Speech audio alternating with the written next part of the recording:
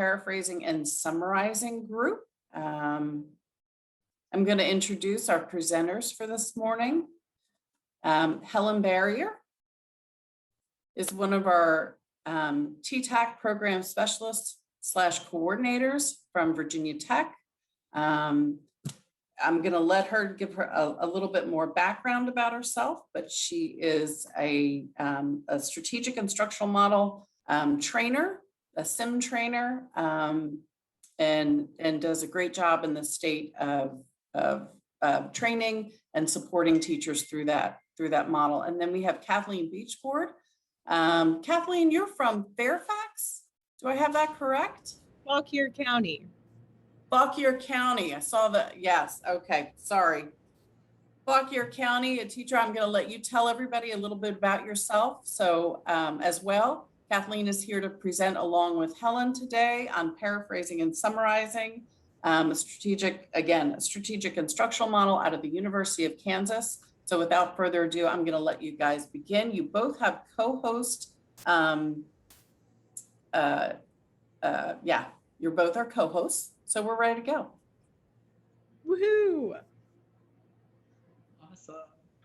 Well, good morning, everyone. And Kathleen, I just want to welcome Kathleen because she is going to be awesome to share with you all the fundamentals of paraphrasing and summarizing strategy today. And one of the reasons that she's here is because she is an implementer. She's been implementing with students in her classroom, virtually and face-to-face, and she has so much to share with you, a great wealth of information. And we're excited that you all as co-teachers are going to be able to come together and learn this strategy, and the other half of you are learning the clarifying routine, and together you really are going to make a difference for your students this fall. With any year, this is going to be the year that this is going to be so exciting. So I'm going to pass it over to Kathleen, and she's going to get us started because we are going to use every second of our time together to learn today. Good morning, everyone. Like Helen said, my name is Kathleen Beachboard. I am a sim professional developer for strategies and routines, as well as a teacher. I use these strategies and routines in my classroom to help my students with skill gaps, especially. So before we get started, okay, so this is kind of like not a session where you just sit back and relax. It's fairly interactive. I'm going to be using a digital classroom that you guys are going to go into. It has our agenda and everything else. I'm going to post the link in the chat. You're going to have to let it load for probably a couple of minutes, depending on your internet speed. So if you guys could click that link that's in the chat, that will take you to our digital classroom. And I will present, so you should know where you are. And if anyone has problems accessing it, I can see some of you are there now, some of you are not. Okay, we've got 12, 13, 14, keep coming. Okay, so I see a lot of you are on the first slide. That's great. So here, first of all, the sim strategies are tools for students. That's the first thing that I want you to understand. These tools are vital, especially for students who may have skill gaps. So the first thing is you'll see that there is a folder we're going to be utilizing. If you could open it, you're going to get a copy of this folder tomorrow. But I wanted you to see a student folder and have it pulled up because I'm going to be referencing it. You'll also need your manual. So I heard those came in the mail. Woohoo! So if you could grab that manual, make sure it's by your side, have like a piece of paper or a pen so you can reference key pages of the strategy as we go through it. That would be awesome. Helen is here to support you. Like they mentioned, she is from TTAC, and that support, you can also click on their website to see the different TTAC regions and who your TTAC person is to get support as you're implementing this strategy. So first things first, you'll notice down here that there are some desks. Some of you have already started to do this. Dennis did it, Mildred did it, Kelly did it. Okay, find a desk and you're going to go to a desk. I can see that people are on desks by their little icons, and you're going to put your name on it in the top right hand corner. That way that's like your desk. And then while you're at your desk, in the box that says warm up, so I'm going to get here with Kayla, you double click this box, and I want you to write 3 things that you absolutely love to do. This will come into play later when we get into like partner type situations, because you're going to not only be learning the strategy, but you're going to be implementing it and practicing some of the key parts of this strategy with other people. So find a desk that is not currently taken, like Anonymous Dragon and Anonymous Manatee are together right now. So one of them will need to leave that desk, and then just put your name on the desk and then write 3 things that you absolutely love to do. So you can scroll down. There are some empty desks. 18's empty, 19's empty, 23's empty, 25's empty. There's a whole bunch at the bottom. So if you definitely don't want to mix with anybody, you can go straight to the bottom. But claim a desk, you put your name on it, and then in the warm-up box, once again, just write 3 things that you absolutely love to do. And it doesn't have to do with anything. So we're going to take some time just to kind of get to know each other. And so there we go. We got some people typing. Our objective for today, I'm going to do this while you guys are at a desk. Remember, the desks are down here. You put your name on it. You can follow the models, like right here. We got Lisa writing, ooh, recipe. Lisa, we might need you for cooking. I mean, like at my house, a recipe and traveling. I love recipes. So write 3 things that you absolutely love to do. And then we're going to get started here in a minute because some people are just popped in. So go down, find a desk, put your name on it, and write 3 things you love to do.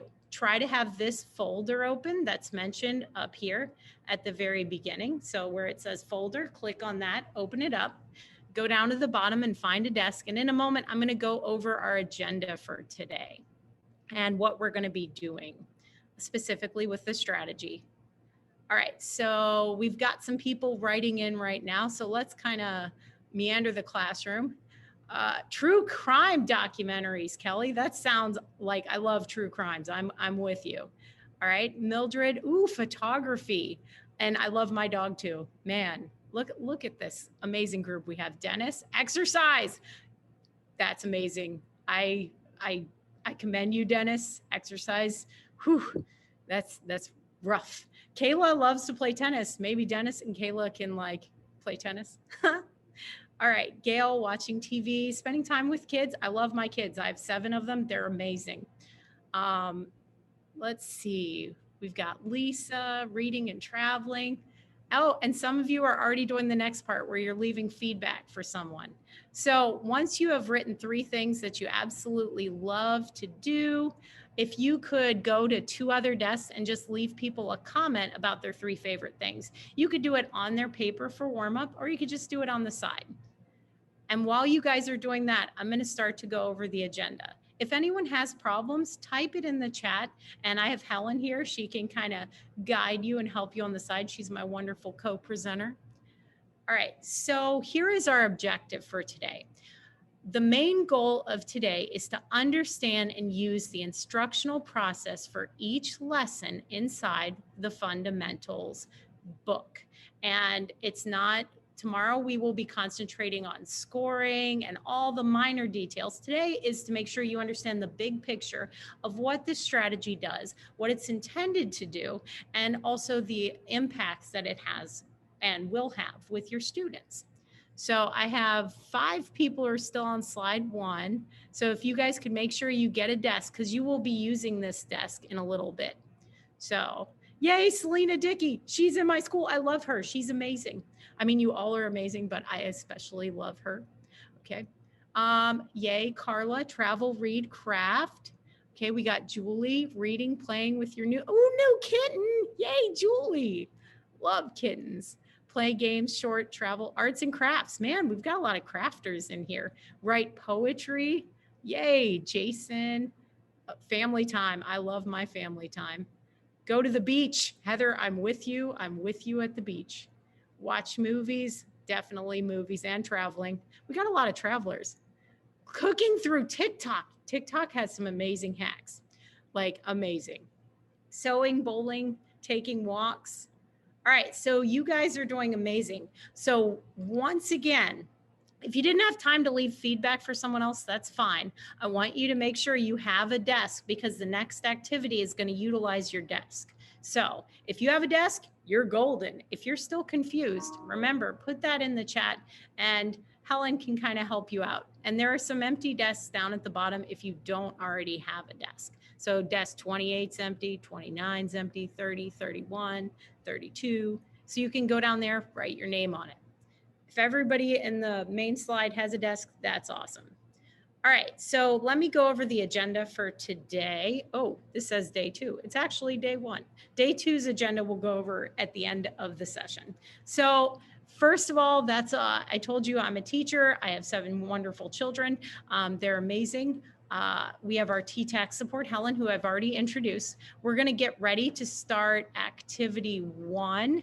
There are mini breaks built in so you guys can run to the bathroom. If you do have to run to the bathroom or anything, I'll kind of like give you hints at when would be a good time as we're going through. There are certain parts of this strategy that are absolutely critical. So I want you to make sure that you're there for those critical parts.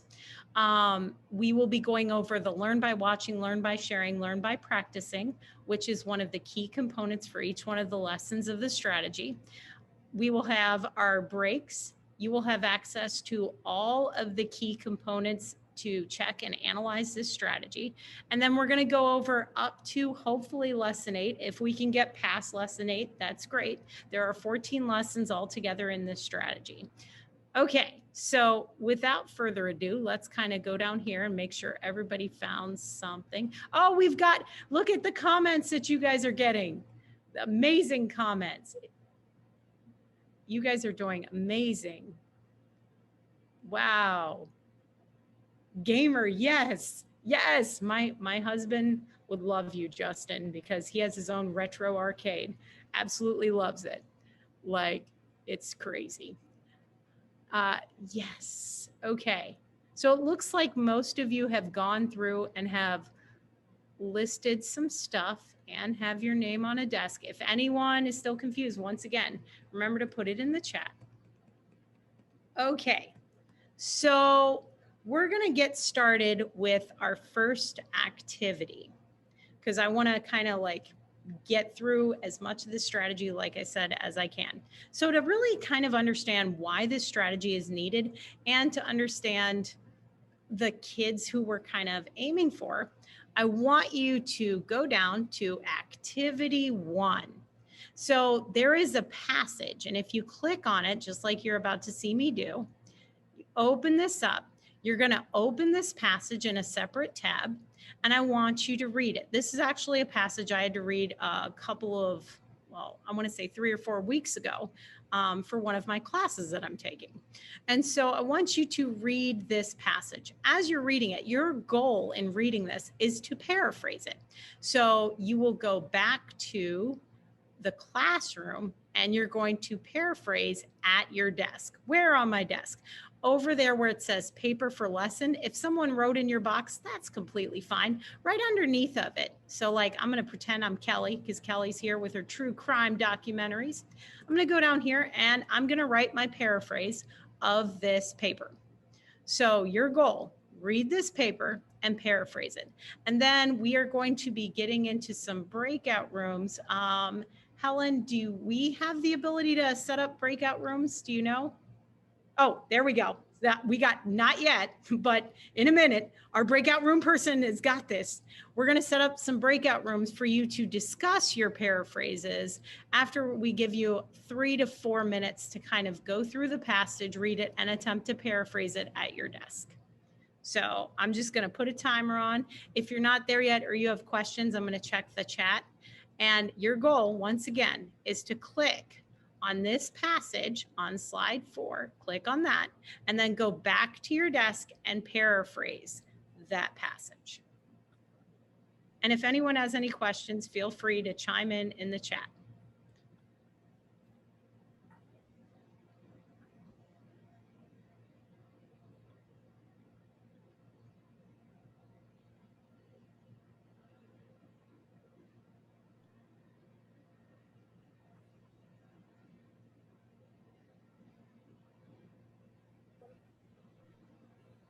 Well, you can have more than 3 minutes, Daryl. If you need 4 or 5, I'll give you 4 or 5.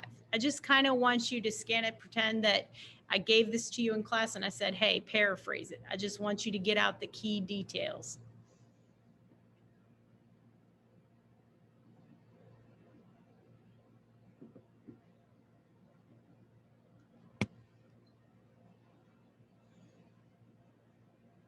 Yep, scan and summarize. You got it, Daryl.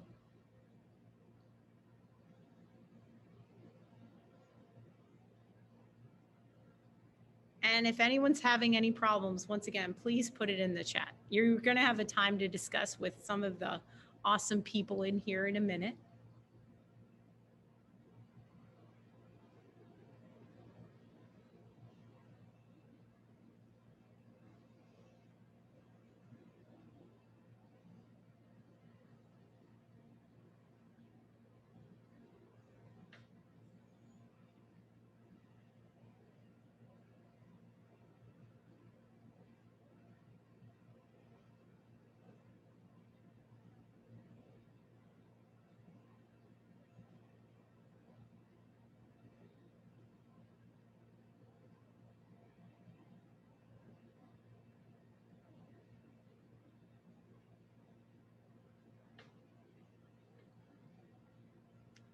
And remember, write the paraphrase at your desk once you're either done reading or as you read, however you want to tackle this.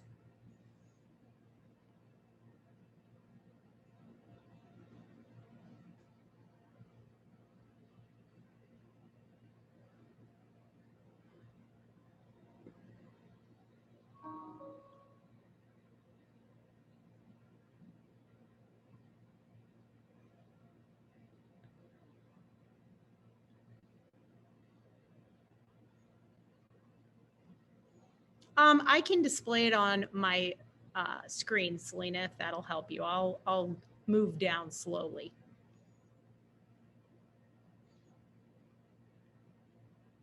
And you just give me the go ahead when you need me to move down, Selena.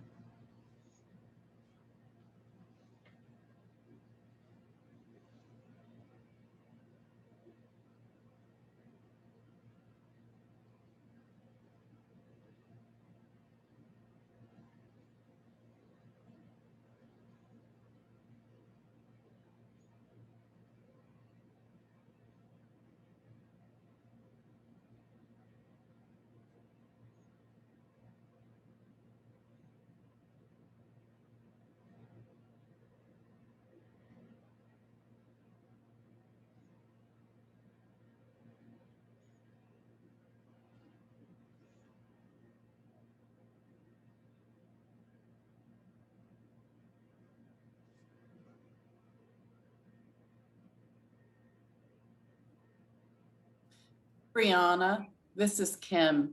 If you'll check the chat, please. Yeah, I saw it. I'm trying to join the new meeting now. My computer is being really slow this morning. Okay, okay. I just wanted to check. Okay, Thank you. Mhm.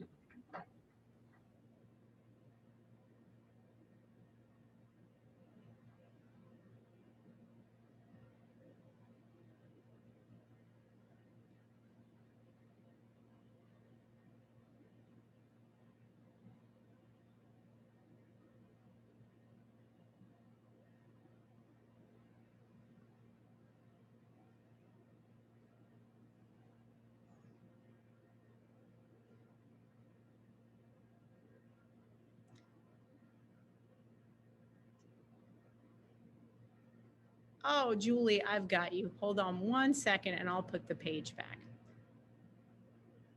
Selena, I have to click off of this. If you're still reading, just for a second, I'll go back, I promise.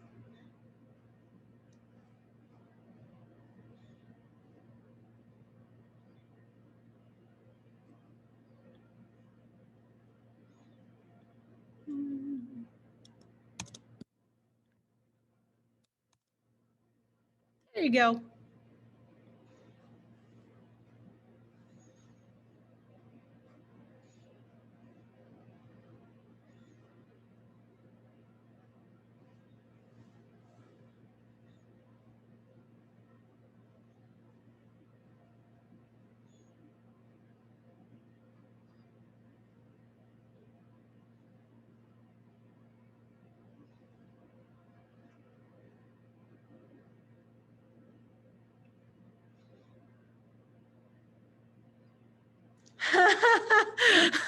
Tasha, that I like your comment. Tasha said her ADD is not allowing her to comprehend this. Wish it was at my desk at school. Yep.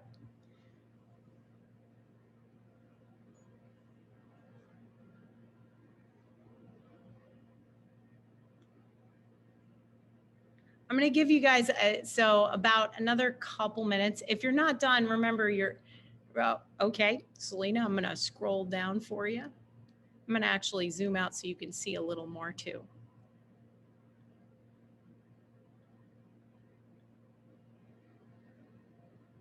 There you go.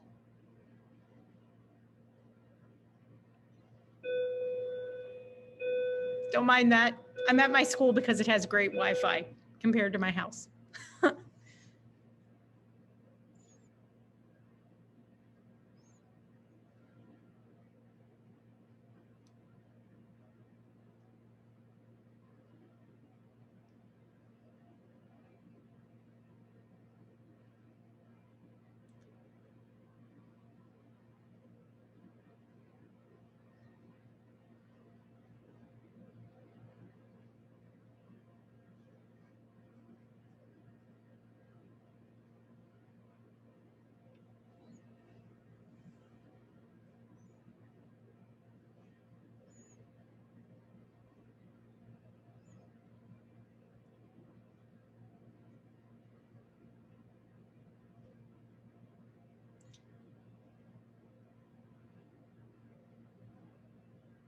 All right, now I know you may not be finished. Your job is to look at what you've read. So just stop wherever you are.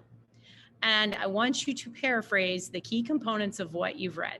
So go back to your desk if you have not already. Just stop where you are. And I want you to write down what this is about. So just write it at your desk, what you think this is about. Key ideas.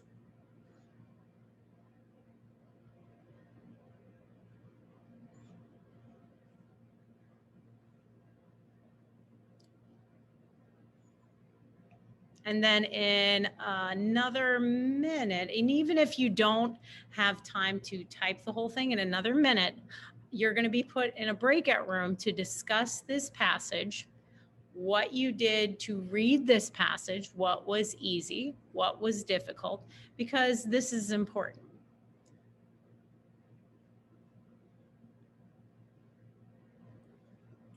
And Kathleen, I was going to ask, how many people did you want in each room? 3 would be amazing. And if there's one with 2, we can always pop in there. That would be great. Gotcha. Thank you.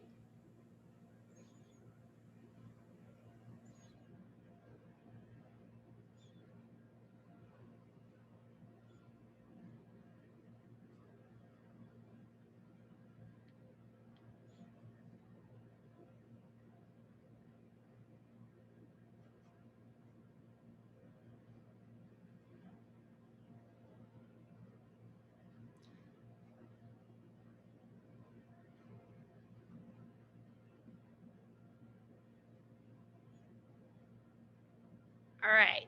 So if you did not have time to write it, that's fine, because you're going to be sort of discussing the passage and you can always go back to it. You're going to be in a room with 3 people. I want you to discuss this passage, what you did to read the passage, what was difficult, what was easy. And then we're going to come back as a group in about 4 to 5 minutes together to discuss what your groups kind of discovered and talked about. Okay. So without further ado, you're going to be put in a group.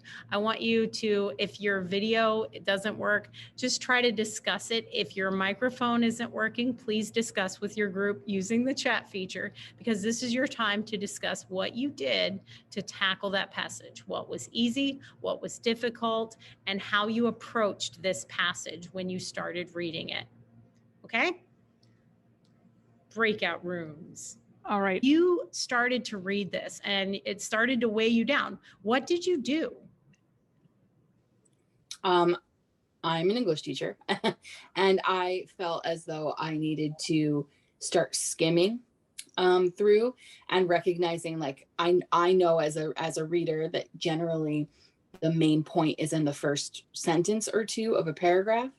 And so I can focus on those things to get the main points rather than trying to understand every individual word or sentence, which is something I tell my students all the time, that you can still understand the basic concept of what is being read without understanding every word and phrase that you see. So skimming, Skimming and scanning and looking for the main idea. That was one of the strategies. Anyone else? Any other strategies that you utilize while you were reading? Keywords. Keywords, that's another great one. I was dying to annotate. I wanted to use the annotation tool to annotate as I was reading.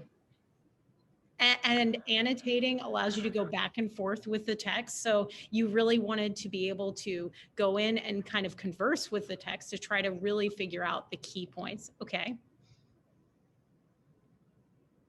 Take notes on notebook paper. Yes, that is another great strategy. Anyone else?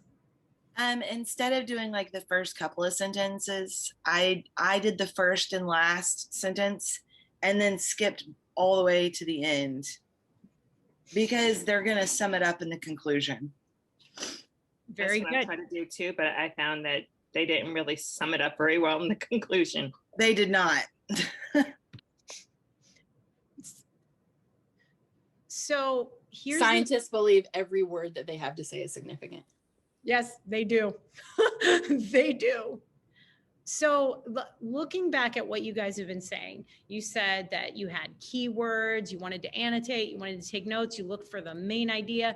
These are the things, the strategy, this is the tools that you're saying you would use to access the content. The reason I'm pointing this out is that our students who sometimes struggle, and this was something that was kind of difficult because of all the jargon and everything else in there, need tools to access the content. Often we think that, we need to go and like just say, okay, just come on, try to read it. Let's read it again. Reading it again and doing things like that without the tools can make it very daunting for the student because they need those basic foundational tools to access the content. Now, with that, what did you find truly difficult? What made you feel overwhelmed or just, oh, this is a lot, other than the technical jargon? Anyone? It was a small I had just put it in chat. The citing, because normally when you skim, it's easy to like speed read or skim, but the citing, I couldn't skim like I normally would with a passage. So I skipped to the bottom and then there was no good results. For me, it was, I wrote it in the chat as well. It's the heaviness of the sentence structure. When you have those longer developed sentences, that go on for a long time, it can be hard for the reader to fully understand what the main point of the sentence is without having to reread it several times. Yeah.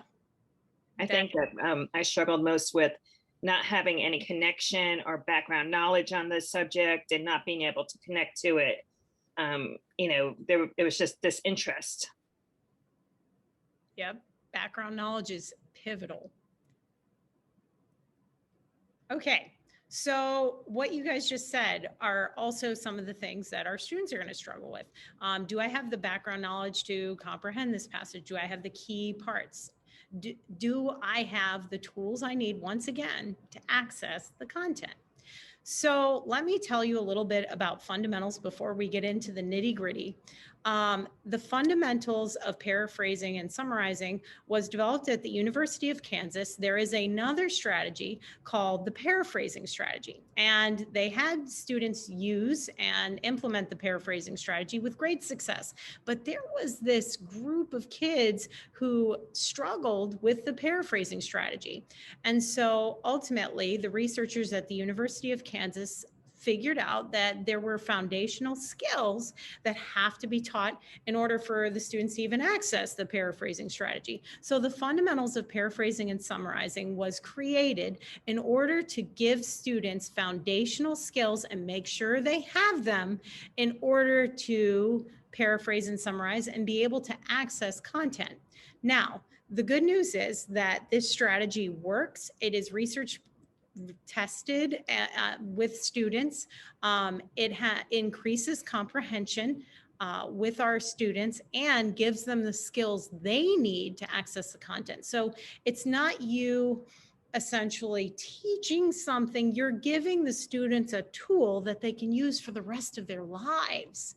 And that is super impactful. So those strategies you were just talking about, you know them, you figured them out. A lot of you figured them out on your own. Some of the students need to be specifically taught those tools.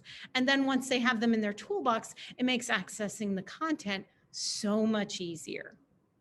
So without further ado, we're going to start into our actual strategy itself, which is the fundamentals of paraphrasing and summarizing. So if you want to follow along, you don't have to, because I'm going to be going through this, but this is an introduction to the strategy itself. I'm going to open this up.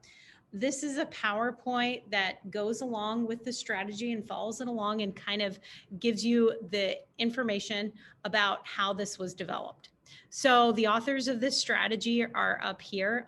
You guys might recognize some of the names, especially Jim Knight. He's done a lot with coaching as well outside of the fundamentals of paraphrasing and summarizing. So what is the purpose of this program? It's to show students how to translate the information into their own words. Why is this pivotal? Some of you said, well, I don't have any connection with the content. Having someone paraphrase something it forces them to see if they really understand the content as they put it into their own words. And plus, it gives them their own translation of the content that they can utilize when they're trying to understand the concepts inside of the passage. It also gives students a strategy to look for main ideas and details. That's a skill set that we've just say, oh, well, you know, that's taught way back in second grade, third grade. It is a skill set that if it's not practiced enough, it's difficult and daunting. Some of you even used it. I heard Kelly say, man, I looked for the main idea at the beginning and I looked for the key points. That's main ideas and details. They're critical for analyzing what information or content you need to get out of a more difficult passage. And also to use these strategies when they have any sort of test. So we're not talking just standardized tests like SOLs or anything like that. What we're also talking about is using this on tests that might be a little bit longer, like the SAT, ACT, the driving test. I'm going to tell you, my son, he went through paraphrasing with me, my oldest son, who's now in the Army. And I'm going to tell you, with his dyslexia, he struggled a lot and he had to learn how to break down the content to what is the most critical points. And this helped him pass the driver's test because he struggled with it when I said, are you using paraphrasing? Come on. So it gives kids, once again, a tool they can use for the rest of their lives. So the rationales behind paraphrasing and summarizing, the students, as you guys can see from reading that passage, often don't have the tools to understand how to find the main ideas and details, especially if there's an inference of the main idea. Some of you said you knew to go to the conclusion because you knew the main points would be summarized there, and then you came to the conclusion and it wasn't. So you had to move to a different strategy. And this whole fundamentals goes through and teaches them, here are the different things that you can do when a strategy doesn't work. Here's another strategy. Here's another strategy. But it focuses on showing them the key components of understanding a passage is to have those main ideas and details. It also makes sure that the student is ready for the paraphrasing strategy. So the paraphrasing strategy is kind of like the next level up from this, and it makes sure that they can paraphrase and access content at their grade level as well as more difficult text. So this is the key skills to make sure that they can paraphrase. And also it helps students know how to go through and use the different skills that they have to write answers to questions. Because often when we look at questions, we have to get what is the main idea of this question? What is it really asking me? And often they don't apply these skills to simple things like questioning. And it helps not only with their comprehension, but it also helps raise their grades. All right, so for selecting the students for this program, first and foremost, you have to have students that who can decode words at a 4th grade reading level. That is imperative. That you don't want to put them in the strategy if they don't have that basic skill set. They have to have a knowledge of vocabulary. So let's say you have ESL students. Typically, when I've done this strategy with students, they have to be at a WIDA level of 4 or 5 to have enough language in order to access the strategy itself. So if you're like, oh, can I put this, first year student, I wouldn't recommend that because this would be too daunting for them and they won't really get what they need to out of the strategy. Once they're at a level 4 or 5, you could easily have them use this strategy because it does scaffold itself up for students. And then also it's for anybody who ever has to take any sort of reading test because it's going to give them the skills they need to access the content. Now, if they've had other strategies, that's also great. I don't know if any of you have used any other sim strategies, but the other strategies also kind of build on each other. So if they've had word identification, self-questioning, or visual imagery, those strategies help scaffold the student up to this strategy. So it's other skills that they can use. Okay, so the first thing I had you do when you came in the room was access the digital folder.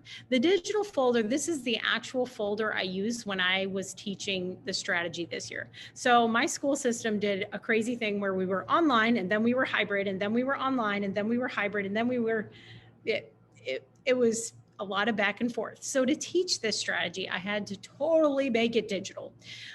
You'll notice in your guidebook that it says to have a student folder. Back in the day, I used to have actual folders for the kids, but once again, because of the back and forth, I digitized everything.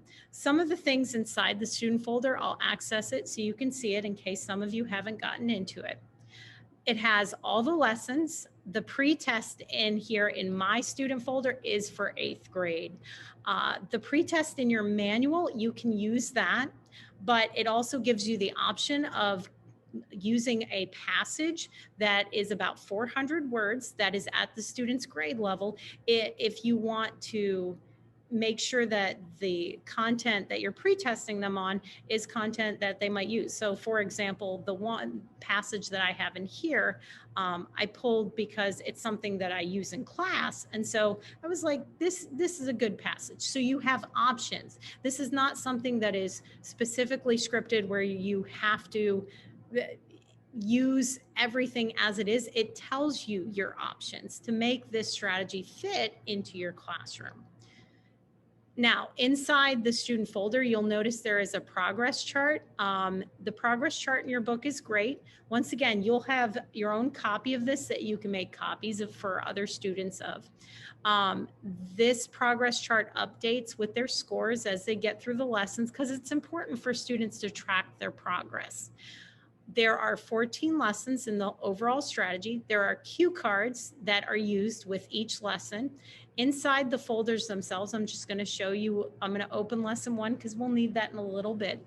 There are learning sheets. I only have the first learning sheet in each folder. The whole folder that I'm going to give you has all the learning sheets. You won't necessarily use all of them, and we'll discuss that when we get to scoring. There are cue cards that are used for each lesson. This is the advanced organizer that you're going to give the kids to help them access what am I doing specifically, what is the objective of this lesson, and what are we going to be doing in this lesson.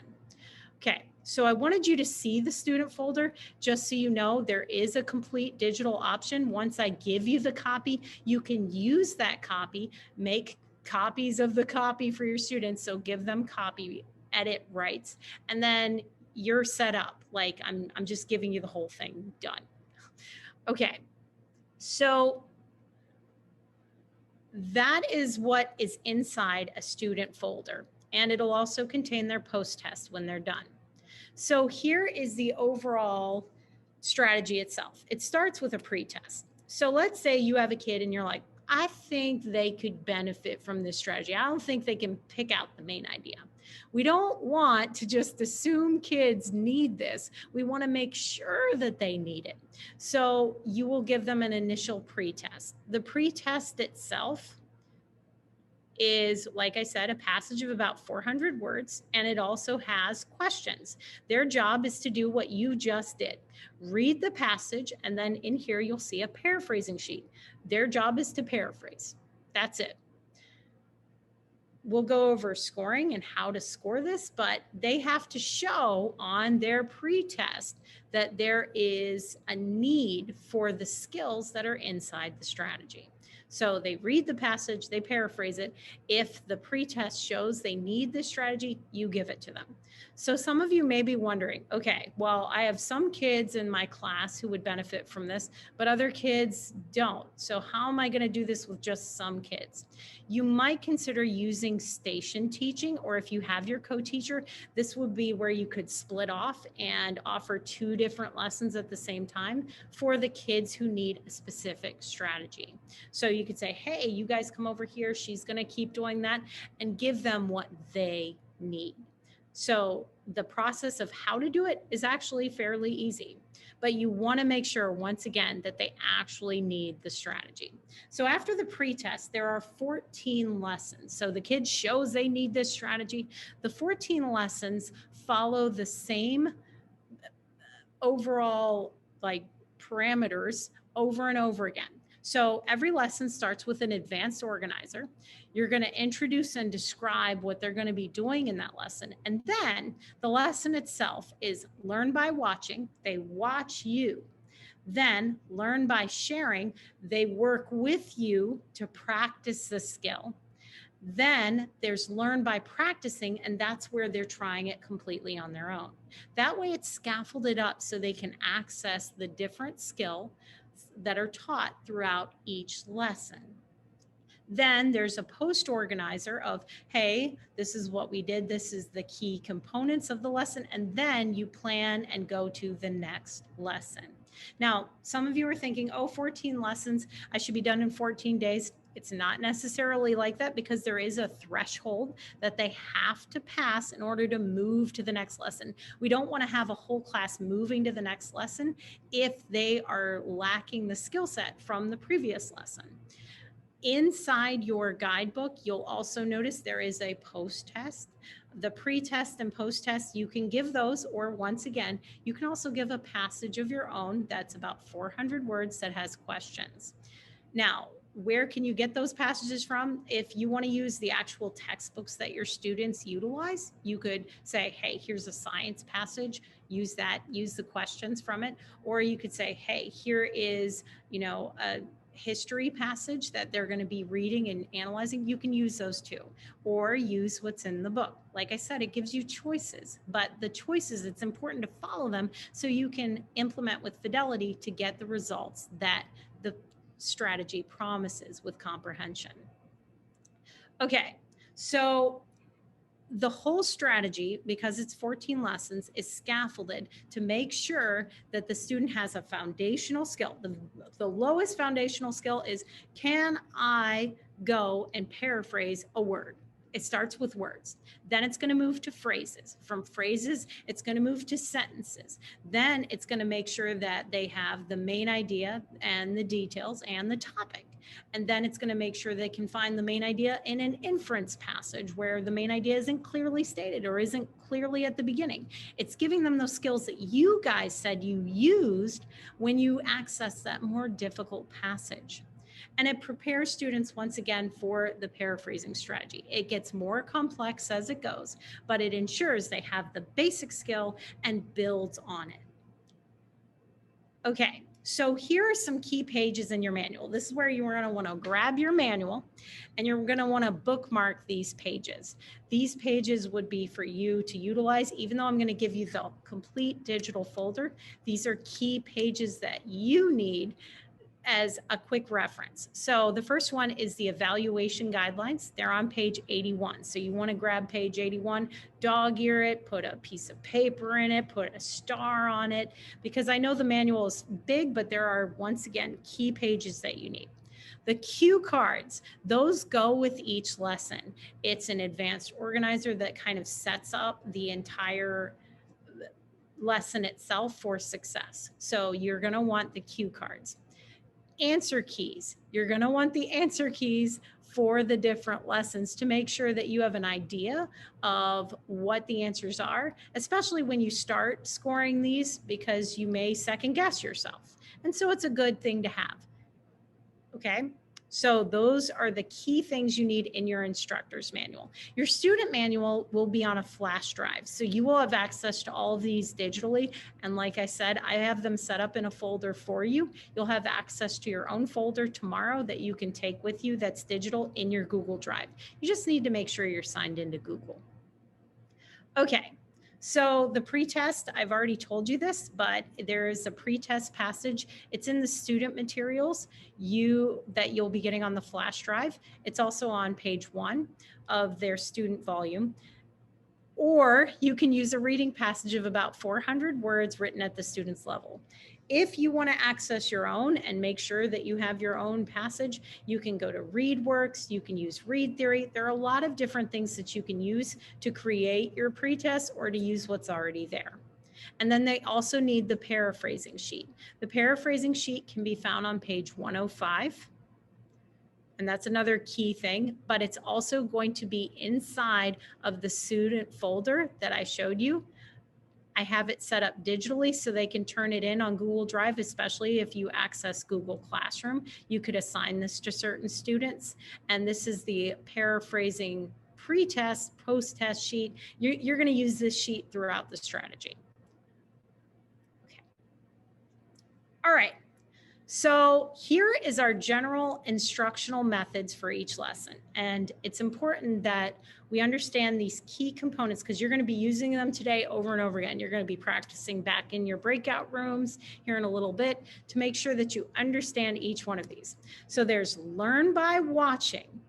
Modeling is the foundational piece of this strategy. These students are lacking skills. They need to see the skills in action and be specifically taught, how do I think through this? What do I do? And so doing think alouds are important. And knowing what a good model is important. You guys are teachers, and I know you have seen some great models and you've seen some bad ones. So I'm going to show you a model right now. This is not a commercial, it's a training video for Wendy's on how to cook meat. It was a training video used back in, I think, the 80s or 90s. I want you to watch it, and then we will be getting into breakout rooms for you to discuss what things in that video were modeled well and what wasn't, what worked and what didn't, okay? So I'm going to show you the video, and you don't have to write this down. Just keep it in your mind. What was good? What was bad? If they were trying to teach you how to cook meat at Wendy's, what did you get and what didn't you get, or what detracted from the model?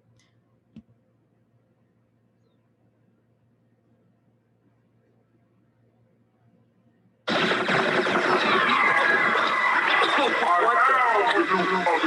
gonna fast forward just there we go.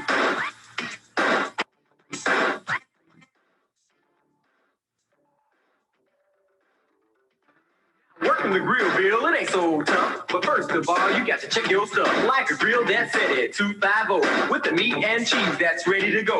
A towel to keep your station looking cool. But most of all, you got to have your tools. Are you with me now? Get ready. We're gonna lay them down. Now, beats got grain to it just like wood. You got to follow the arrow to lay it down like you should. From the front to the back, you got to lay it down. Space it evenly, not scattered around. Next, you got to salt the meat from the back to the front to make the taste complete. Not too little, not too much. With a little finesse, you'll get the touch. What's coming up next is our key to success. We'll turn the meat and do a 4-corner press. Don't wait too long, I emphasize, or the meat won't reach the proper size. When things start to sizzle, you're ready to go. Gently turn the meat, but don't be slow. Just turn them over easily. We don't want a broken patty, that's a guarantee. Press out the corners, 1, 2, 3, 4. Rock it a bit, are you keeping score? Top and bottom, left and right, and you'll get a patty that's out of sight. Press out the corners, nice and wide, at least half an inch on both sides. The reason you press fast you gotta think. When the meat hits the grill, it starts to shrink. We start shrinking when we hit that grill. You know it will. We start shrinking when we hit that grill. You know it will. When you see red juices on the top of the meat, it's time to give the turn and press a repeat. Do it again just like you did before. Do the four-corner press just one time more. Now, once you press it the second time, don't press them again because the meat's just fine. But when you see red juices rise, turn the patty over to the other side. Don't scrape the grill, we want it wet, you see. And keep the meat moist so it's hot and juicy. When the meat's red juices no longer rise, you can serve that patty, it'll win a prize. It takes about 4 minutes to cook, but just to make sure you can have a look. Use your tool and double check, it should be gray and moist to be correct. And order's place, you're ready to go. Drain the meat, just like so. Once the draining is totally done, place the patty squarely on the heel of that bun. Now there you go, Billy, you give it a shot. Don't be afraid, I think you're gonna be hot. All right. So Billy now knows how to cook meat. He had a model. So what we're going to do is we're going to go into breakout rooms. I want you and your group to discuss in that model what was done well. If you were the Wendy's employee and that was the person training you, what would you be able to do? What was not? What would you feel like you would struggle with? And so what was good and what was bad? Kind of like a glow and grow. Glow, what was great? Grow, what needs to be fixed in that model. Okay. And this is important because modeling, once again, is the foundational component of this strategy. So is it possible we can get about 3 people in a group for, let's do 10:05 to 10:15? Till 10:15, so 10 minutes. Well, not 10 minutes. No, let's do 10:10, 5 minutes. 5 minutes? Yep. Gotcha. I'll go ahead and open those up.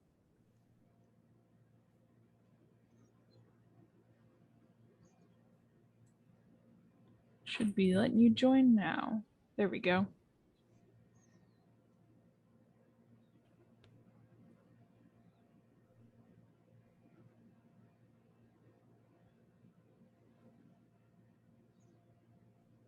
If anybody's having trouble going to their breakout rooms, just unmute and I'll send you there manually.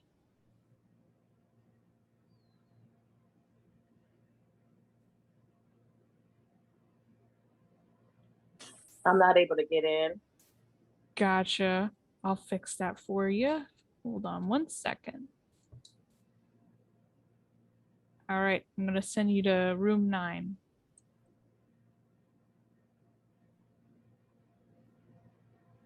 There we go.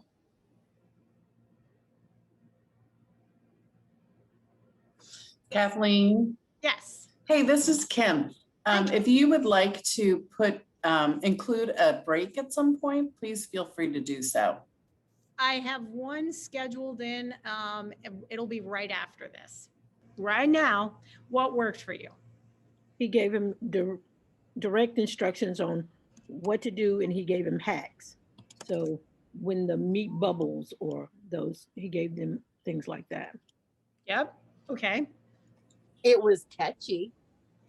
It was engaging, catchy. Certainly all the visuals. Visuals.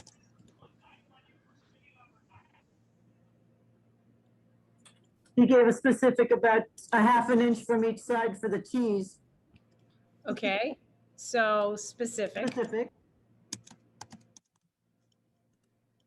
He showed us like what not to do with the salt and what to do with the salt.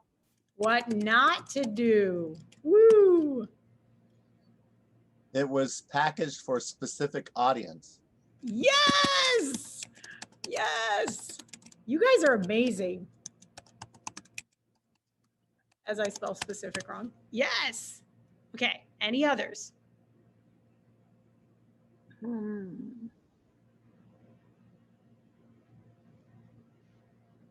Oh, he gave praise. Yes, and he gave praise. Okay, so those are the key things that you saw for the model that worked. Now, let's talk about what didn't work. too much flash and glitter, I guess, for me. It was just distracting. It was distracting. Okay. I think too, if we can go back to the left-hand side, because we were talking about this, like it could be seen as distracting, but on the left-hand side, you could put rhyme and rhythm. Okay, so the rhyme and rhythm helped you stay engaged. Yeah, he used rhyme and rhythm as a technique. Rhythm. Did I spell rhythm right? Nope. Look I at me. think just take the E out. Woohoo! There we go. Okay. And you got it. Okay. But it's too much. It's also distracting, as you guys mentioned. The rhyme and rhythm was a distractor in some ways as well, because I'm thinking about the beat of what he's saying, and I'm not. My group talked about there was a lot of technical information in that song, and I needed time to process it, and I didn't get that time because he was moving quite fast. Yeah, and what we were talking about is like, I think the rhyme and the rhythm really works for some kids, and for others is distracting, because it really worked for me. Like I was there, where I think for other folks that process information differently, it's going to be distracting and they don't need it. It depends on your learner, on whether it enhances or takes away from. And we said, as far as what didn't, there was visual in seeing what he was doing, but I felt like, especially for some learners, if in between, instead of cute stuff popping up, his words, the directions could have popped up in writing so that they heard it and saw it. Yes, you guys are on fire. Because there was no timer, because he was relying on what is the word I'm trying to find? He was relying on his experiences, that he did not take in the fact that this was a novice. So may have given them in a timer of an actual physical piece of material to help him stay on the correct time. I can't tell you how I'm saying this. I'm sorry. Okay. He did a watch. That's all. Okay. I had a hard time taking it seriously. Oh, yes. Hard to take seriously. Okay. All right. So this is all super important. And it's important. I'm going to talk about this right now, and then I'm going to give you guys a mini break, because we've been at this for an hour, and it's important you have time to do whatever you need to do. So with the model, if the model is what we're doing to show the students what they should be doing, if it's distracting, they don't have time to process, if we don't approach it in different ways, if we don't make sure we go back to the words and directions, which for us is going to be the cue cards that we're going to be looking at, we don't utilize those, and also make sure that the kids know how to do it and when to do it, and we don't do it in a serious way, they're not going to learn. All of those things that you put down are critical in the model phase. That's one of the reasons I used that video, because it was meant to teach, but you as teachers have tools in your toolbox, and it's important that we utilize those tools, and also for what worked, we show them what not to do. It's important to give non-examples, because that way they don't go into those pitfalls, because we're showing them, hey, this is what you do, and that's it. It's important to show them what not to do, give them visuals, make sure they're engaged in the process. We give direct instructions. We might use rhyme and rhythm. I mean, we could, but it's not necessary. And that it's packaged for that specific audience, and that we give praise. That is critical as we go through the modeling and also the sharing that they're doing, okay? So right now, I'm gonna give you guys a 5-minute break. It's 10:17. So at 10:22, I need you back here. So 5-minute break, so you guys can get coffee, get water, run to the bathroom. And then we're gonna go into the first lesson, and we're going to see a model, and you guys are gonna hear the entire lesson, the process for it. see how the cue cards are used for the visuals. And most importantly, we're going to be practicing, you guys are going to be practicing together after you see me do it. Okay, so 5-minute break, 10:22, make sure you're back here. If you want to just sit at your screen and type in the chat and be like, I love doing different things, that commercial was legit, feel free to do that too.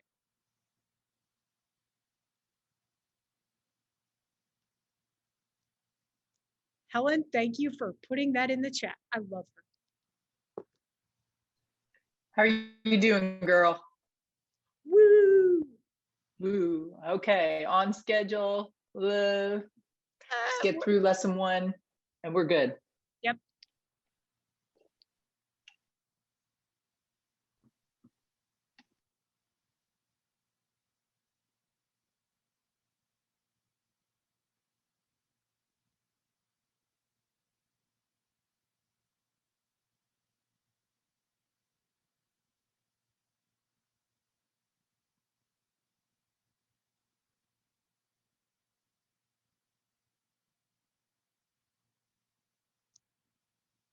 Korean TV dramas, Kelly, that's amazing.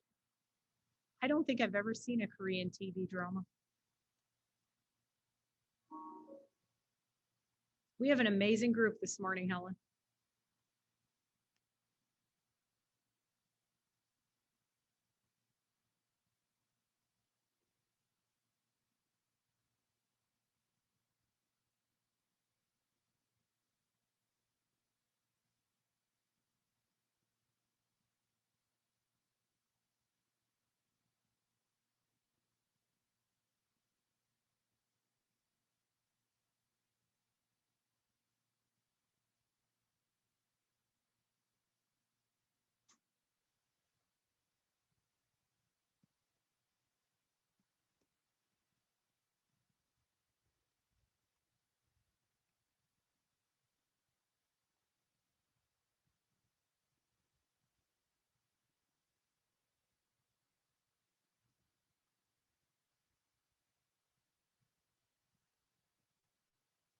So if you go back to our agenda, we're on pace. You're going to see a thing that says lesson 1 cue card notes. It is on slide 4. It's right here, cue card notes. I'll also put the link in the chat. So hold on one second. So those of you who are not there, I'm going to throw this in the chat. Now, if you, ooh, that just went everyone. Hold on. Let me do that one more time. There you go. Okay. These are the cue card notes. So they're going to have cue cards for each lesson. But one of the ways that you can keep the students engaged while they're learning and watching the model, because remember, engagement is critical. That was on our list of modeling of the key things that we have to do. If you use these cue card notes, and I'm going to pull it up so you can take a look at it.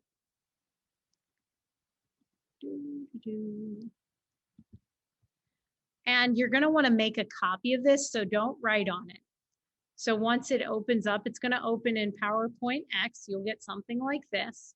You can go up here, and this can be your copy, and you'll also get a copy of this tomorrow because it's in the student folder. So you don't have to copy it now, but if you want to write on it for yourself and kind of make it like a real situation, like you're a student in a classroom learning this, go to Google Slides. And then once that opens, over in the file section up here, you can go to the word file, and then you can click make a copy, and then use that to write on. Don't write on this original one because, well, then everyone will be writing on it and that'll be a hot mess. But I wanted you to see how this is similar to the cue cards before we get started in lesson 1. So you're going to notice this says cue card 1. This has blanks that the students can fill in while you're doing the lesson. So when we were digital this year, and I had some students who needed some paraphrasing help, and I did fundamentals with them. Using this to have them fill out while you're doing the model, make sure that they understood the key components, and they can use their cue cards while they're going through this. So every single lesson starts with an advanced organizer. The advanced organizers for lesson 1, once again, if you go back to that student folder, I'm going to go into it right now. Lesson 1, I had these set up so the students would have everything they need to succeed. During the model, you're going to reference the cue cards. It is super important to reference the cue cards because remember, they don't have this skill. And this is going to teach them explicitly, here's what you need to use this skill. Lesson 1 is the simplest lesson. It is paraphrasing words. And the characteristics of a good paraphrase. I like to tell my students that we paraphrase.com. The reason why is there are 3 things they have to check, and they remember .com. It has to be correct, it has to be in their own words, and it has to make sense. So that's one of the pivotal things for lesson 1. Correct, own words, and make sense. And they're going to use this throughout the strategy. Sorry about that. Okay. The very first cue card that they're going to have, and this is where they would go in and fill in their notes. Paraphrasing itself means putting information into your own words. You can paraphrase a single word, a group of words, a sentence, a paragraph, or a whole page. But the key thing is it's putting it in your words, not taking someone else's, because that's plagiarism and that's bad. And so I'm giving them the foundation. This is not the model yet. So if you were in the class, I'm saying, this is what paraphrasing is. The reason we do this strategy, and this is where you would bring in those pre-test scores. You would say, hey, your pre-test shows that you are awesome, you are smart, but you need skills so you can access higher level passages, so you can do better in school, so you can have higher comprehension, and so passages will be easier as you read them. So give them the foundational support. Why should I learn this strategy? You've got to give them the why. And they see this, they understand what a paraphrase is. Then once again, you go to cue card 2 and say, remember, paraphrase.com, paraphrase.com. It helps them remember correct, own words, make sense. Those 3 things are going to be pivotal for every single lesson. So I always tell them, paraphrase.com, correct, own words, make sense. And then today, we're going to be concentrating on the skill of using synonyms to create a paraphrase of a word. And synonyms, what are they? A synonym is a word that means the same thing or close to the same thing. And maybe it may not be exact. So a synonym for pretty could be lovely. Starving could be famished. Purple could be amethyst. Automobile could be car. And this is where you can elicit student participation as well. So if I said happy, guys, and you guys can just throw this in the chat just to show that you're on the same page, paraphrase.com. If I said happy, what's a word that would be a synonym for that? Throw it in the chat. Joyful, glad, glad. I got some joy. I got some glad. Okay. Jovial. Helen, you just on a different level. So you can have the student participation while you go over cue cards. We're not actually doing the skill yet. We're not modeling yet. So we're using the cue cards, and then we're going to use the cue cards, and you're going to say, these cue cards are for you. You can go back to them. You can use them anytime you need them, and you can reference them any moment during the lesson to help you. Also with that, in lesson 1, there is a learning sheet. This is the sheet, lesson 1A, that you're going to be utilizing while you go through the strategy. And it is set up. So right here on learning sheet 1A, it says learn by watching, learn by sharing, learn by practicing. Every lesson sets them up for success. Learn by watching is during the model phase. You're going to notice there are words already in there. Pretend they're not, just because I pre-filled it in. Learn by sharing is when you elicit student help. So I'm going to elicit you guys. And then learn by practicing is where they're doing it on their own. That's what they're going to be scored on, is did I understand this lesson enough to access it, to do it on my own? And this is the foundational skill for the strategy, being able to use synonyms. And think about it. You used them when I asked you to paraphrase what we were doing. You had to. But you also know that there are with the paraphrase, that those synonyms are important so you understand it, to make sure you understand the words that you're reading. Okay, so now I'm entering the model phase, all right?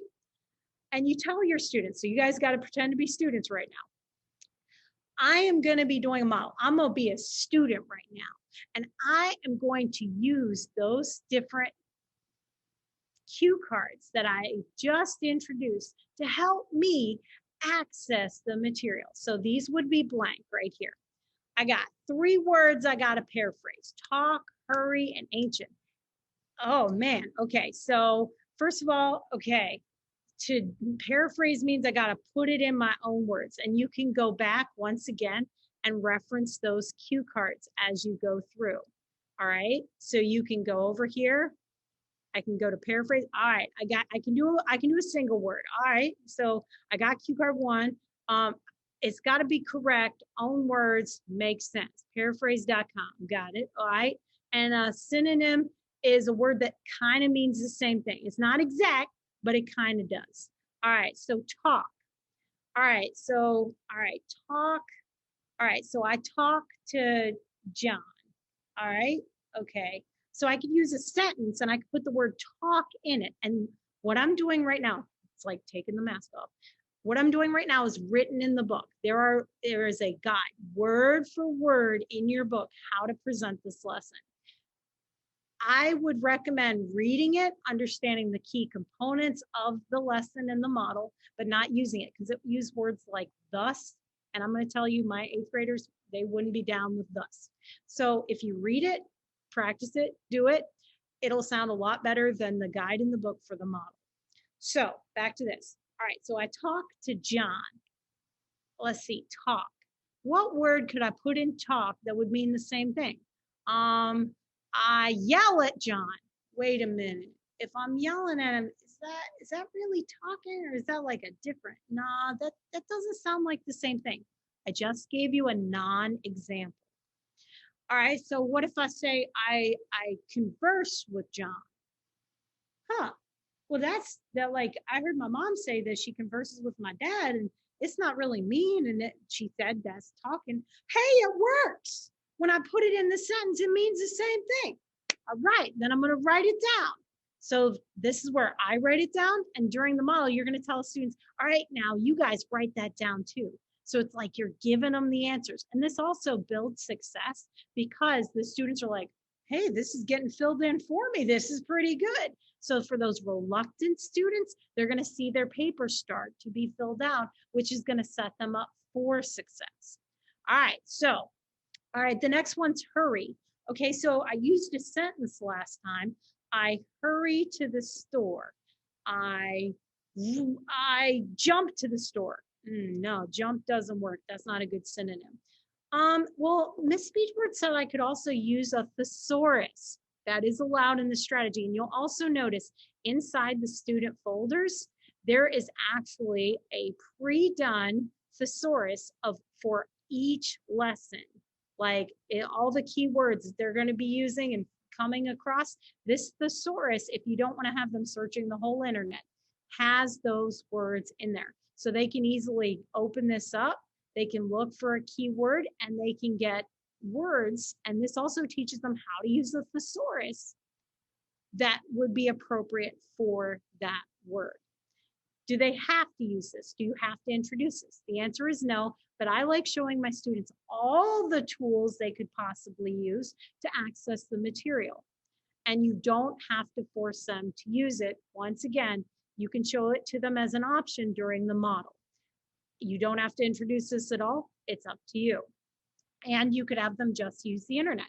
They could do an overall search for whatever word and learn how to use the thesaurus. That's up to you. You could do a base lesson before this. All right. So, all right, I can use my thesaurus.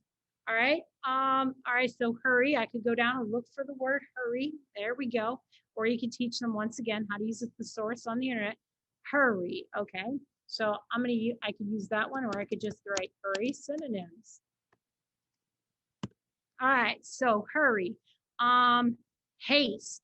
Huh, that word's weird. I hurry to the store, haste to the store. That doesn't sound good.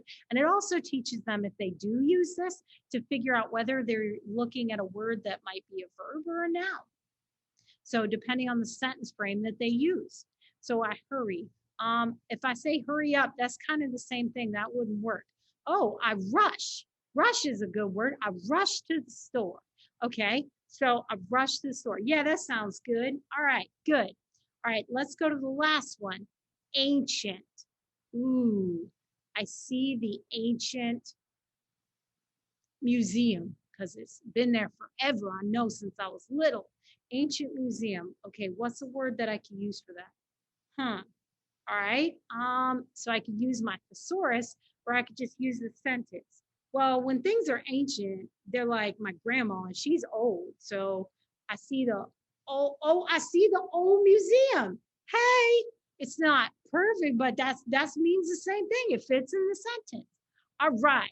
Now, are these correct? Yeah, they fit in my sentence. Are they in my own words? Yep, I picked them out myself. And do they make sense? Converse, rush, yep, I paraphrase.com. I'm good to go. All right.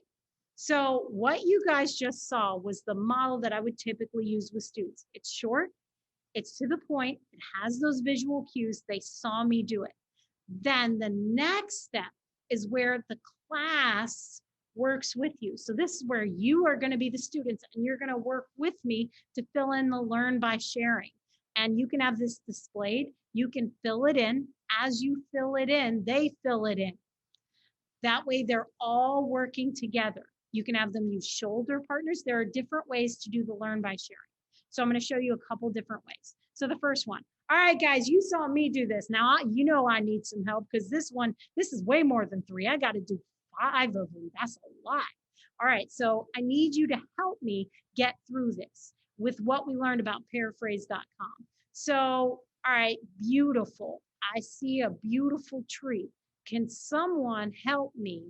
Actually, why don't you guys, and this is where if you were in the classroom, you could use shoulder partners, you could do a breakout room, give them a few minutes to talk before they talk to you. That way they can use student speak to talk back and forth to make sure the other person understands what a synonym is. This is grounding and giving them that time that we mentioned in the model is necessary to really let the information sink in. So if the other kid's like, I don't know what a synonym is, I have no idea. What do you think it is? And then they're like, well, don't you get it? It's blah, blah, blah. They need that. So beautiful. I see the beautiful tree. All right, ladies and gentlemen, let's pretend you had time to talk because we're digital and I don't want to put you in breakout rooms for the sake of time yet. Beautiful. What word could I put in there for beautiful? Feel free to put it in the chat or say it out loud. I see a beautiful tree. What word could I insert in there? Gorgeous. Ooh, gorgeous. What if I said I see the ugly tree? Can I put that down? Is that the same thing?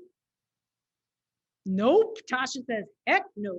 And make sure you throw in those non-examples so they can see those sentence frames are not foolproof. If you throw in another word that fits in there, doesn't mean it's going to mean the same thing. All right. So I got a lot of notes. Yes. So we're going to write well, we could do pretty, or I'll do pretty. Okay. Now, disappear. I see the rabbit the rabbit disappears in the hat. Disappear. Wow. Okay, so that word, and this is where you might have them use the thesaurus. If you want to do that, let them have that time. Say, why don't you guys, get with a partner, use the thesaurus. Why don't you check out the different words for disappear? What do you think would fit good in my sentence? The rabbit disappears, or I see the people disappear. What would fit in there? Talk to your, yep.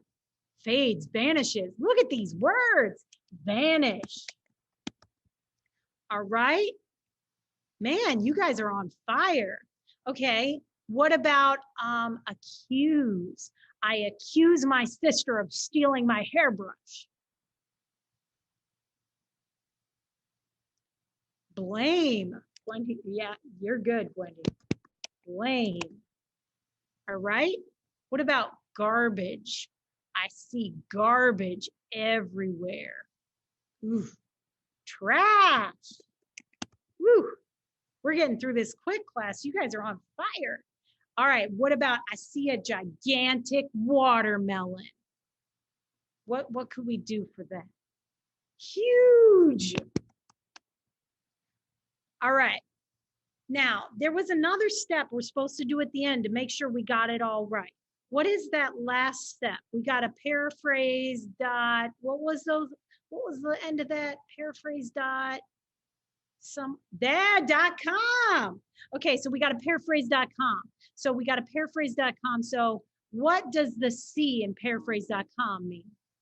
We got to make sure that the word is, somebody, humongous. I love that. Humongous. That's a good one. Correct. Thank you, Julie. Okay. What about the O?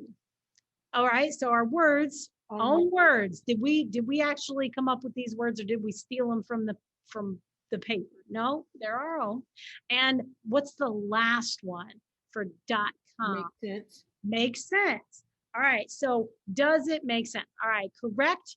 Yes, all these words are correct because I got the smartest class in the world and they gave me the words. Thank God. Okay. Are they my own words? I borrowed them from you guys, but we worked on it together. They are our own words. And do they make sense? The answer is yes. All right. So Selena had a question.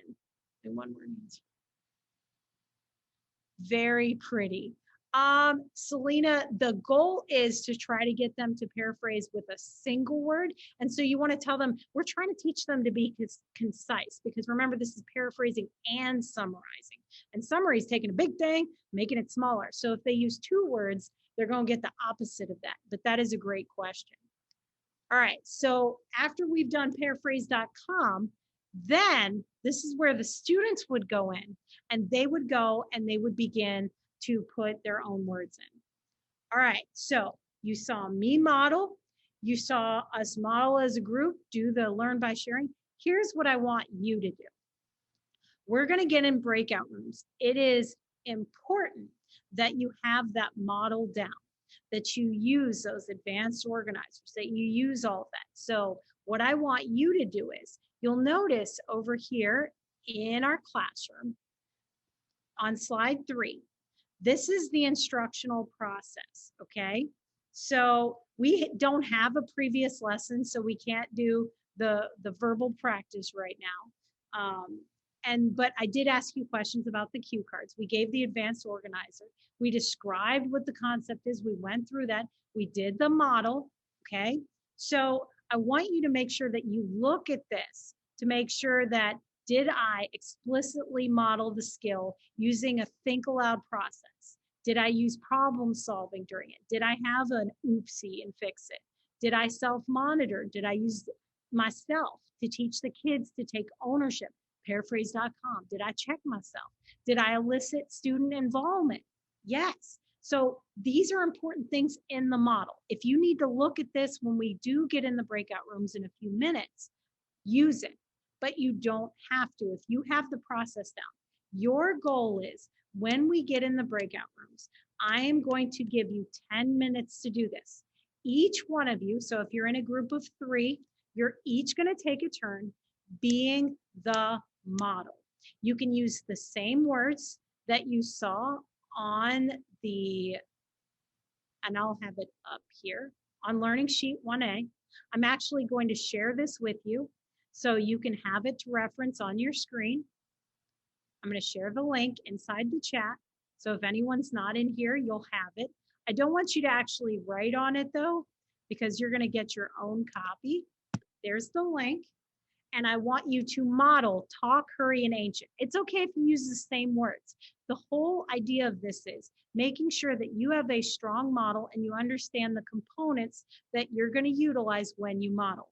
Also, if you need a copy of, hold on, let me go to the student folder, of the information from the folder for lesson 1A, I'm also going to put the link to that in the chat.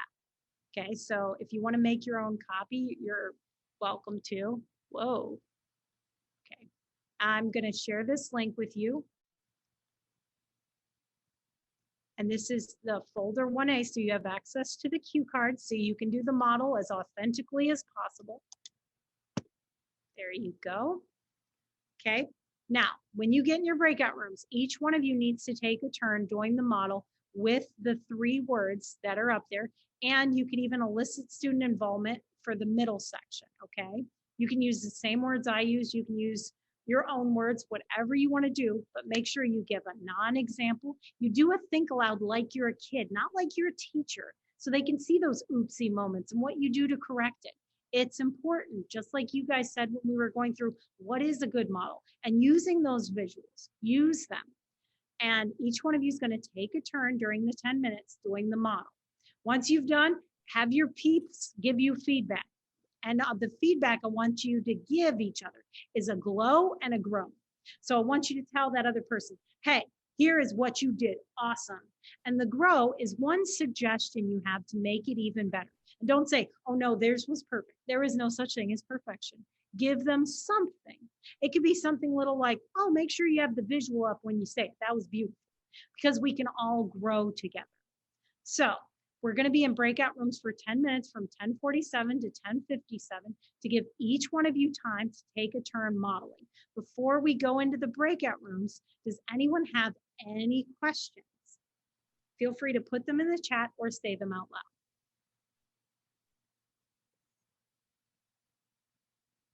It'll be 10:57, yep. Or it might be 10:58 in a second. Anybody have any questions? All right, you're gonna do this. You gotta practice the model. If you come up with questions while you're doing it and you're like, well, she didn't go over this, please bring them back and we will answer them. Like Helen and I will go through and answer any questions you come up with as you're doing them with your group. All right, so we're gonna be in breakout rooms. Breakout rooms, groups of 3 again, possibly. Yep. And that way each one of you can take the time to model, and we'll do it till 10:58, so everybody can have ample time. If you finish early, feel free to chat with the other people. All right, I'm going to go ahead and open up those rooms. Thank you.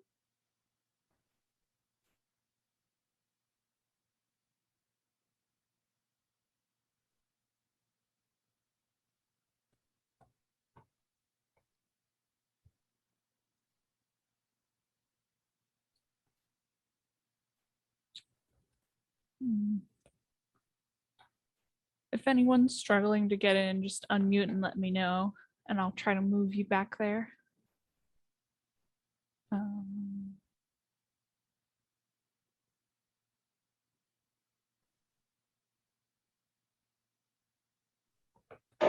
I don't see the option for breakout yet. Gotcha. I'll go ahead and I'll stick you in room 3 because I think they're missing someone. Okay. There you go.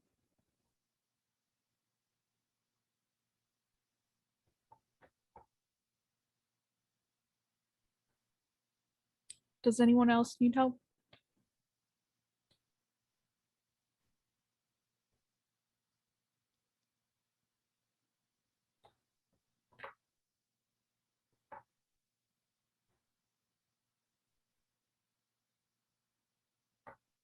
Bailey, you're awesome.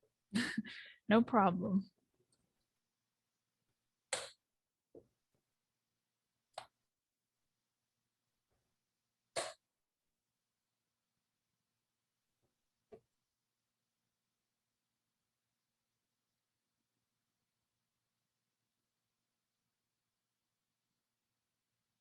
Woohoo.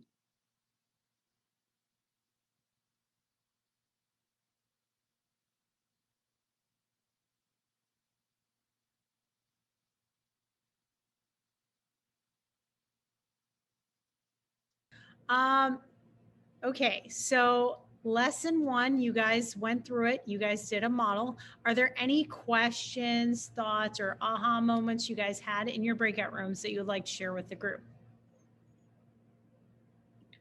I was with Justin. Well, I forgot the young lady. Okay, we were talking and her phone was getting, or her machine was getting ready to go down. But Justin said to use slang sometimes. Janique Brown, there you are. He was saying that you might have to allow the kids to use a slang word and then have them convert it, because a lot of the children talk in slang, or they're, you know, they can't do flip from street to school. I guess that's the only way I can explain it. But by allowing them to use a slang word and then having them go back and use the thesaurus to verify that it's correct would also help them engage in the work assignment. Clara, that is perfect. And you might even model that. You might show them a slang word being used and then be like, okay, now, oh, I got to make sure this is correct. Go to the thesaurus and show them like, hey, it's okay to start off with that. And for example, those level 4 and 5 WIDA ESL students who you might have in there who do have the language, they might start off with, oh, I know what this word means and I know it in Spanish. And then have Spanish English dictionaries for those 4 or 5 level WIDA students so they can access and use their own language. And also, yes, Julie, model not knowing what the word means. So do you want to talk about that, Julie, what you would do in that instance? Yeah, what I said was, because a lot of like the word ancient, most of the kids have heard it, but it might be something where they're like, I'm not sure what that word is. I can't even come up with a sentence.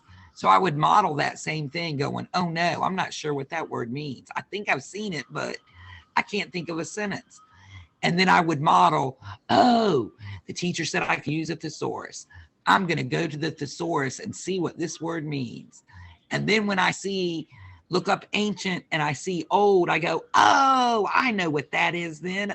Yeah. Because sometimes they feel like they know it or they've heard it, but they can't come up with the synonym because they don't know it well enough. Exactly. That's why letting them use, for example, Clara, initially their slang term to check it and then be like, wait, that's not it. Or letting them say, oh, I know what this word means in Spanish, letting them use a Spanish English dictionary with that. We're giving them foundational tools, just like Julie pointed out. You're showing them what to do when they're stuck, so they don't get stuck. And we're giving them those skills that they may be lacking in this foundational lesson to say, what do I do if I don't know a word? Oh, I can use this thing. And so we're putting in those foundations to make sure they can grow to the next level. Anybody else? Any other thoughts?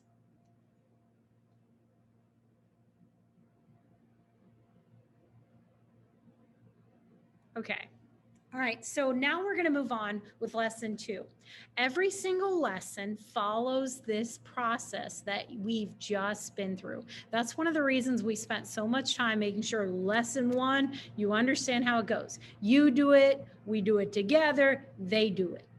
Okay, it is important to follow that process. You can also add in a component that I'm going to mention right here. So you do it, we do it together, then they practice it.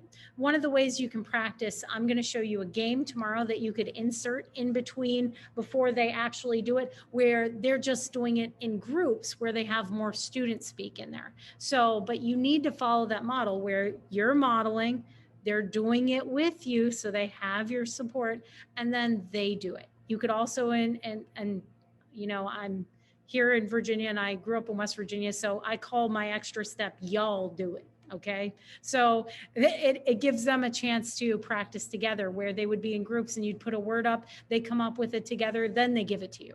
That's kind of like an extra scaffolded support you can add in there.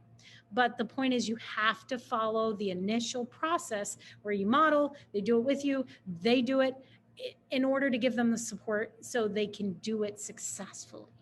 All right, so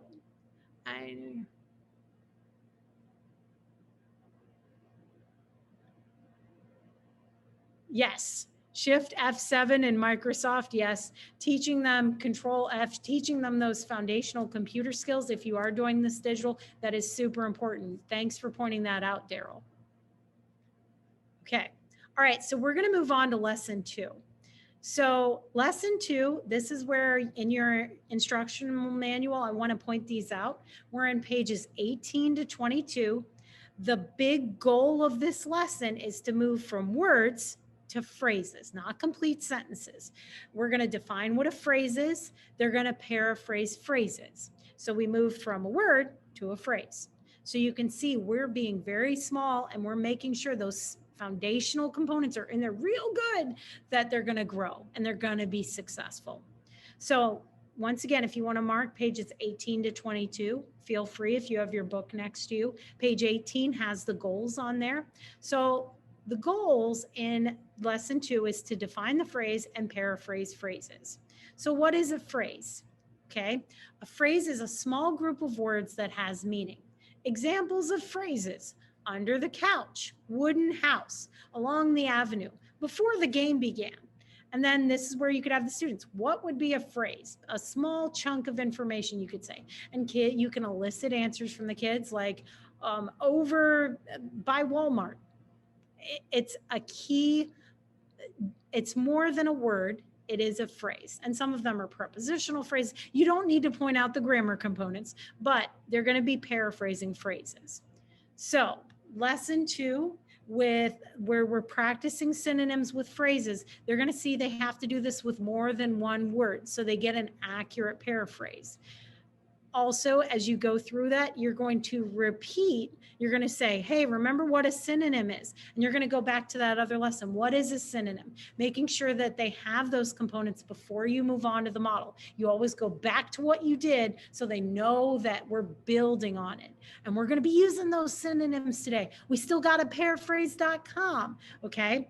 You're going to conduct the learn by watching. In the learn by watching, you elicit all that information. You elicit the previous information. Then you begin your model. So you can show them, and you can even go back to previous cue cards, not just the cue card right here where it's what a phrase is. You can be like, what was that thing where it's a word and it means the same thing? They're allowed to go back in their notes and look at that. Those are foundational tools until they have it like flawlessly and effortlessly where they can recall it. Okay, so this is Learning Sheet 2A.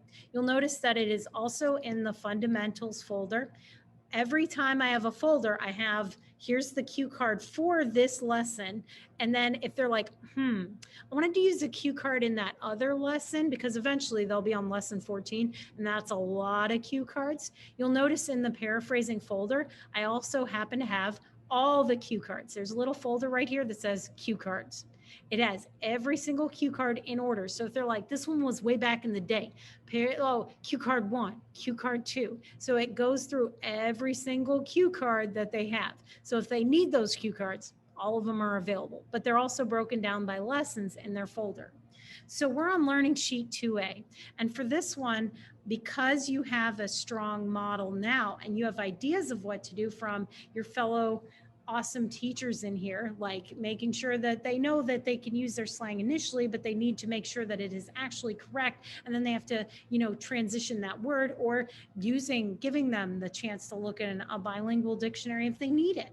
Making sure they understand what the word means, because phrases, we're going up a level. Now you're going to notice this will come into scoring tomorrow that now it says COM. Because they're doing more than one word now, yes. What do you need the link for, Kelly, for this presentation? Yeah, I want to be able to access the folder. Oh, okay. Hold on. I'll send you the entire folder again.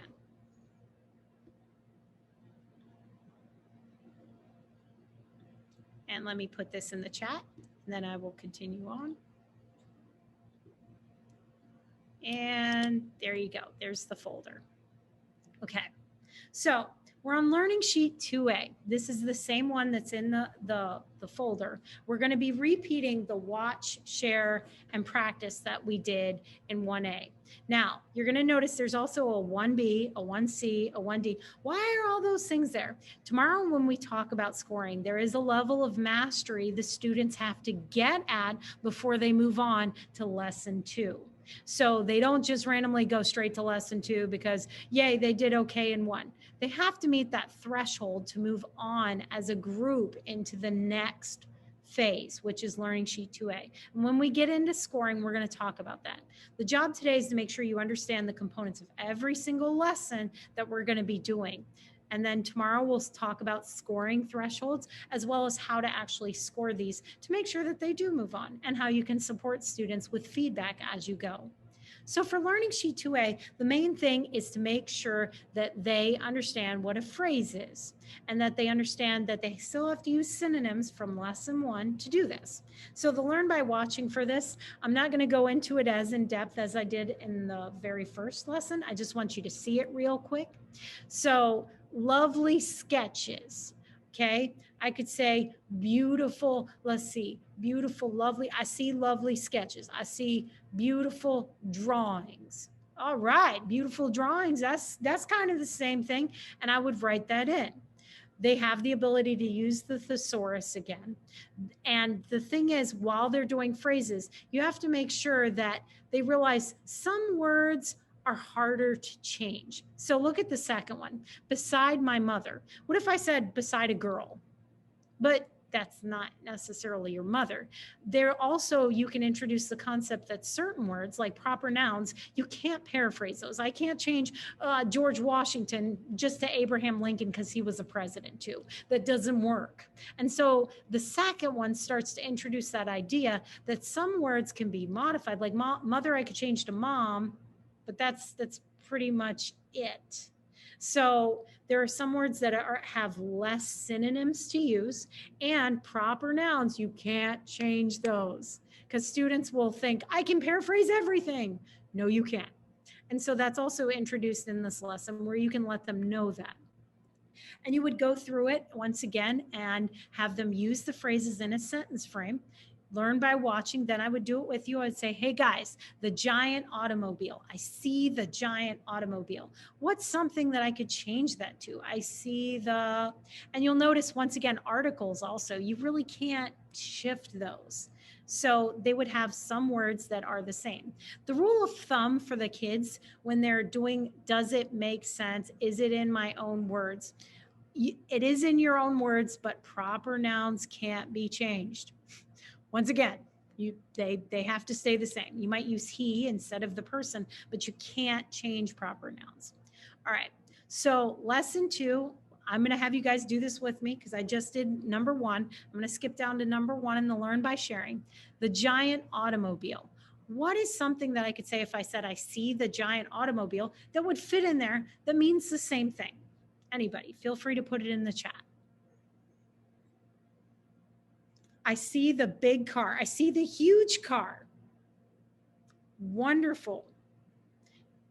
Now, also for you English teachers who are in here, if you go, well, automobile could be an SUV and an SUV is not a car. So technically, don't be nitpicky with these kids. They're lacking foundational skills. If it is close, like automobile, vehicle, that's great. But if you go car and say, oh no, that's not big enough, it doesn't fit. You have to give these kids the benefit of the doubt because you understand car is an automobile. That might be the only thing they've ever heard called an automobile.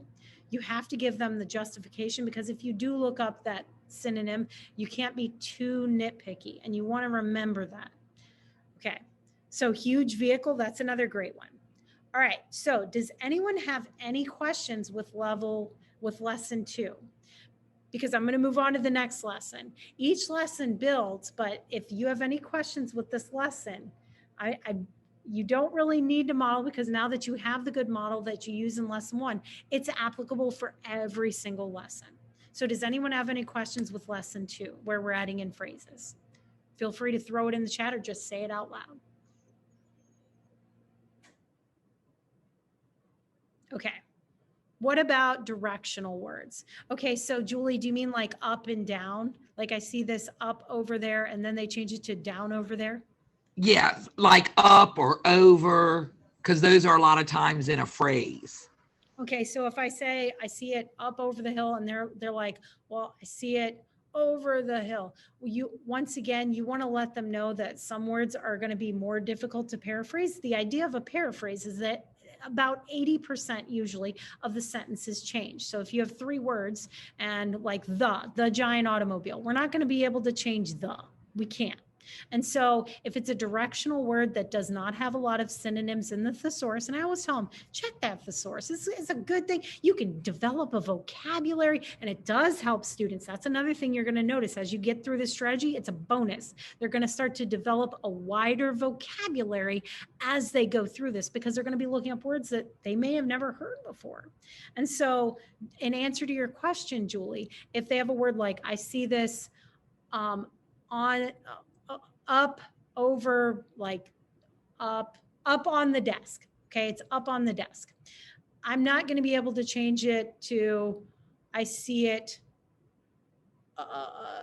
maybe on top of, possibly, but some words you got to let them know it's okay not to change every single word. The rule of thumb is look it up, see if it has that basis to change it. But if it's a word where it's like up and it's very specific in that, like you're giving someone directions, you wouldn't change it. Does that answer your question, Julie? Yes, thank you. You're welcome. Okay, so I'm going to move on to lesson 3. So once again, as you get ready to model lesson 3, you go back to lesson 2 and say, all right, what have we done so far? We've done words, we've done phrases. Okay, now phrases build into sentences. And this is where you're going to define what a sentence is. For some of those kids, this will also help them understand what a sentence is. If they've never had a strong grammar base, you're going to go over that now. What is a sentence? And when you do that, it's going to also help your students define, okay, here's a sentence. Sentences, they're going to be single sentences, build into other things. So we're going to be building. And once again, lesson 3 is on pages 23 through 27. So a whole bunch of people are trying to enter. Okay. A sentence is a group of words with a subject and a verb. Has to have a subject and a verb, begins with a capital letter, has a period, and makes sense. This is also found, there are other strategies, and I want to point this out, that Sim has. This is also in the sentence writing strategy. So, and that's a strategy that teaches the basic components of grammar. And it's great to do it side by side with paraphrasing. Okay. So yeah. Go ahead. Kathleen, I wrote you a message in the chat. Oh, okay. Another session at 11:15. Okay. Well, I'll stop here. I'm so sorry.